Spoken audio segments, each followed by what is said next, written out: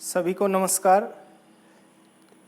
पाठ भारत में राष्ट्रवाद में दो महत्वपूर्ण विषय पर आज हम चर्चा करेंगे। पहला है गांधी इरविन समझौता 1931 और दूसरा है पूना पैक्ट। दोनों पर ही आज हम चर्चा करेंगे। सबसे पहले हम चर्चा करेंगे गांधी इरविन समझौता। गांधी इरविन समझौता मार्च 1931 को हुआ, 5 मार्च 1931 को, जिसके अनुसार ये तय किया गया कि कांग्रेस जो है लंदन में होने वाले दूसरे गोलमेज सम्मेलन में भाग लेगी। अर्थात आप जानते हैं कि 3 गोलमेज सम्मेलन हुए 1930, 1931 और 1932 में। पहले और तीसरे में जो है कांग्रेस ने भाग नहीं लिया। कांग्रेस ने केवल दूसरे गोलमेज सम्मेलन में भाग लिया और साथ भी ये भी तय किया गया कि ब्रिटिश सरकार द्वारा जितने भी राजनीतिक बंदी हैं या कैदी हैं उनको रिहा करेंगे और साथ में सविनय अवज्ञा आंदोलन को जो है वापस ले लिया जाएगा।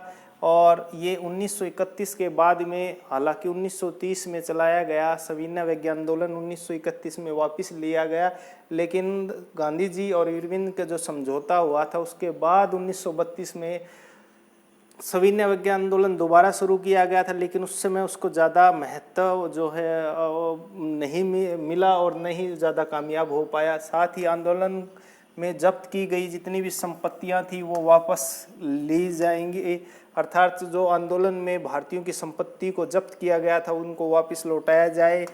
त्यागपत्र देने वाले जितने भी बुद्धिजीव और कर्मचारी थे उनको वापस बहाल किया जाए। भारतीयों को जो है समुद्र किनारे नमक बनाने का अधिकार दिया जाए, ये समझौता हुआ।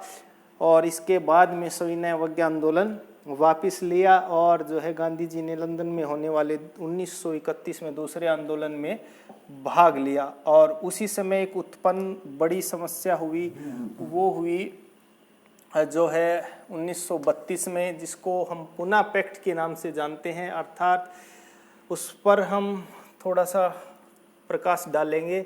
और 1930 में आप जानते हैं कि भीमराव अंबेडकर द्वारा एक एसोसिएशन बनाया जिसको दलित वर्ग एसोसिएशन के नाम से जानते हैं। और उसमें ये मांग रखी थी इस संगठन ने कि दलितों के लिए अलग निर्वाचन क्षेत्र दिया जाए। हालांकि महात्मा गांधी इसके खिलाफ थे, क्योंकि इससे देश को एक करने में जो उनकी इच्छा थी उसको धक्का लगता। और इससे पहले जो है दूसरे गोलमेज सम्मेलन में गांधी जी के साथ जो है भीमराव अंबेडकर जी का काफ़ी विवाद हुआ था। और दूसरे गोलमेज सम्मेलन में गांधी जी के साथ भीमराव अंबेडकर ने भी भाग लिया और अंग्रेजों ने उस समय डॉक्टर भीमराव अंबेडकर की 2 वोट को जो है मान लिया गया। उनके अनुसार जो है दलित 2 वोट दे सकेंगे, एक वोट जो है सामान्य वर्ग को और दूसरा दलित प्रतिनिधियों के लिए अलग से चुनाव के लिए, और साथ ही दलित प्रतिनिधि वो चुन सकते थे।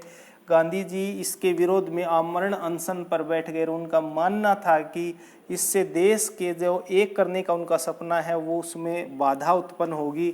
और उस समय जो है गांधी जी यरवदा सेंट्रल जेल में बंद थे और पुणे की यरवदा जेल में वो बंद थे, वहीं से उन्होंने आमरण अनशन शुरू किया था। आखिरकार इस समस्या का हल निकाला गया। इसके लिए प्रयास किया गया डॉक्टर जो है राजेंद्र प्रसाद और मदन मोहन मालवीय के द्वारा। जो है गांधी जी और भीमराव अंबेडकर के मध्य 14 सितंबर 1932 को एक समझौता हुआ जिसको पूना पैक्ट के नाम से जाना जाता है। अर्थात जो पूना पैक्ट जो था वो गांधी जी और भीमराव अंबेडकर के मध्य एक समझौता था जो 24 सितंबर 1932 को हुआ। और इसमें समझौते के अनुसार जो है दलितों के लिए अलग निर्वाचन क्षेत्र की मांग की अपेक्षा प्रांतीय विधान मंडलों में सीटों की संख्या जो है 71 से बढ़ाकर 141 की गई। केंद्रीय विधायक में जो है उनका दलितों को जो 18% सीटें आरक्षित की गई। और वर्तमान में भी जो है 84 सीटें जो हैं लोकसभा की जो है एससी के लिए रिजर्व हैं और एसटी के लिए जो है 47 सीटें लोकसभा में रिजर्व हैं। और राज्यसभा में किसी भी प्रकार का कोई आरक्षण नहीं है।